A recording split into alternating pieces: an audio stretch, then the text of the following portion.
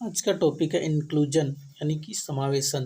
तो समावेशन का डिफिनेशन एंड मीनिंग को जानने का प्रयत्न करेंगे कि इसका मीनिंग और डिफिनेशन क्या है। तो पहला जानते हैं हम कि प्लेसमेंट डिफिनेशन क्या होता है इंक्लूजन का। तो समावेशन विकलांग विशेष सहायता की आवश्यकता वाले बच्चों को सामान्य शिक्षा या कक्षाओं में प्लेसमेंट के रूप में, यानी जो विशेष सहायता यानी हाई सपोर्ट या कह सकते हैं जो दिव्यांग व्यक्ति है जिसको ज़्यादा ज़रूरत है, वैसे बच्चों को सामान्य कक्षा में प्लेसमेंट के रूप में, प्लेसमेंट दैट मीन्स कि किसी व्यक्ति को घर, नौकरी या स्कूल में जगह देना। तो यहाँ हम प्लेसमेंट की बात कर रहे हैं तो स्कूल में, यानी कि सामान्य एक जनरल स्कूल में उसको जगह देना या किसी चीज़ को खास तरीके से रखने का काम भी होता है। प्लेसमेंट दैट मीन्स कि एक किसी भी चीज़ को, मान लीजिए कि डिसेबल पर्सन है तो वो एक स्पेसिफिक है ना, वो सामान्य तो नहीं है, तो उसको एक जनरल स्कूल में रखना, उसको जगह देना, ये क्या है, उसका प्लेसमेंट। तो इस तरह से जो इंक्लूजन का मतलब क्या होता है कि समावेशन, जैसे कि एक शैक्षिक अभ्यास के तहत विशेष आवश्यकता वाले छात्रों को स्कूल मतलब सामान्य शिक्षा और कक्षाओं में पूरी तरह से एकीकृत किया जाता है। तो वहाँ पर अगर जगह मिल रहा है, जगह दिया जाता है, तो वो हो गया समावेशन। नेक्स्ट है स्पेसिफाइड इंडिविजुअल डेफिनेशन, मतलब कि समावेशन का अर्थ है विकलांग या विशेष सहायता की आवश्यकता वाले छात्रों को सामाजिक और शैक्षणिक आवश्यकता को पूरा करना। जैसे कि सामाजिक और शैक्षणिक यानी कि जो सोशल इन्वायरमेंट है उसमें भी उन्हें मतलब समावेशन मिलना चाहिए और शैक्षणिक आवश्यकता को भी पूरा करना चाहिए। हर एक बच्चों में कुछ ना कुछ लर्निंग पोटेंशियल होता है, हमें पता नहीं चलता है और हम उसको सेग्रेट कर देते हैं। जो भी एक बच्चे मतलब कि अलग अलग जो बच्चे होते हैं उसका रिक्वायरमेंट अलग होता है, उसकी क्षमता अलग होती है। जैसे कि अगर किसी को 3 रोटी खाने का पोटेंशियल है लेकिन हम उसको 1 रोटी देते हैं, तो क्या उसके अकॉर्डिंग उसका ज़रूरत जितना था उतना मिल पाया? बिल्कुल नहीं। तो हमें उसके रिक्वायरमेंट, उसकी जो पोटेंशियल क्षमता है उसके अनुसार हमें काम करना है। जो ज़्यादा पोटेंशियल है उसको भी रखना और जो कम पोटेंशियल है उसको भी रखना। मतलब कि जैसे कि दिव्यांग बच्चा है तो कोई ज़्यादा जानता है तो उसको रखेंगे, जो कम जानता है उसको नहीं रखेंगे, तो ऐसा नहीं करना है। समावेशन इंक्लूजन का मतलब है कि दोनों को रखना है, जो ज़्यादा जानता है उसको भी और जो कम जानता है उसको भी। तो इस तरह से हम रख सकते हैं, मतलब उसके अकॉर्डिंग के नीड, उनके कैपेसिटी को ध्यान में रखा जाना चाहिए। जो ज़्यादा समझने वाला है उसको भी और जो कम समझने वाला उसको भी, और इस तरह से हम उसका समावेशन कर सकते हैं। उसके हिसाब से हमें चलना है, उसके अनुसार चलना है।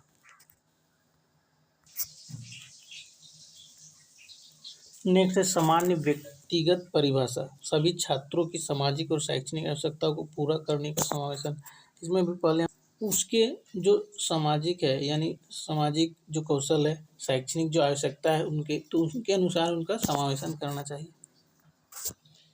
इंक्लूजन का अर्थ संज्ञानात्मक कौशल के पदानुक्रम के बजाय प्रत्येक छात्र की खुली सीखने की क्षमता, मतलब कि जो छात्र का कौशल है संज्ञानात्मक यानी कॉग्निटिव कौशल जो है, तो उसके अनुसार उस बच्चे को खुली सीखने की क्षमता मिलनी चाहिए। ऐसा नहीं कि जो बच्चा है तो उसके अकॉर्डिंग उसकी जो नीड है उनके अनुसार उसको काम किया जाए, तभी वो बच्चा में इम्प्रूवमेंट आ सकता है। छात्रों की कमियों पर ध्यान देने के बजाय पाठ्यक्रम में सुधार और क्रॉस कटिंग शिक्षण पद्धति को लाया जाना चाहिए। मतलब कि छात्रों की, जैसे कि बहुत सारे ऐसे होते हैं कि उसके डिसेबिलिटी को देखा जाता है, नहीं कि बल्कि एबिलिटी, तो उसको एबिलिटी को देखा जाना चाहिए कि उसकी दक्षता क्या है और पाठ्यक्रम में सुधार करना चाहिए कि जैसे करिकुलम को मॉडिफाई किया जाए, डिफरेंट टीचिंग मेथोडोलॉजी को कटिंग किया जाए और इस तरह से आधा उसमें आधा इसमें से मतलब करिकुलम को उठाना चाहिए।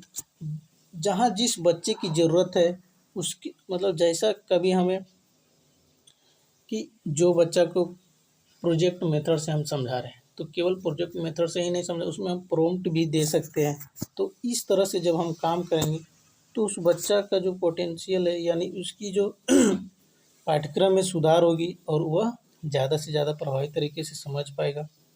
जैसे कि कोई हम प्रोजेक्ट मेथड में क्या करते हैं, हम किसी बच्चे को प्रोजेक्ट दे दिए, वो अपना इंडिविजुअल काम करने लगता है और वो कार्य में मगन रहता है, पर हम उसको प्रोजेक्ट के साथ में प्रॉम्प्ट देंगे, उसको बताएंगे कि इस प्रकार से काम करना, यहाँ करने से आपको ये सुधार मिलेगी। और जो पेडागोगी और क्रॉस पेडागोगी में हमको क्रॉस करना है, मतलब उसको छांटना है, सुधार करना है। अगर करिकुलम बहुत लंबा है तो उसको आधा कर देना है। तो इस प्रकार से हम करेंगे तभी जो इंक्लूजन है वो ज़्यादा से ज़्यादा हो सकता है।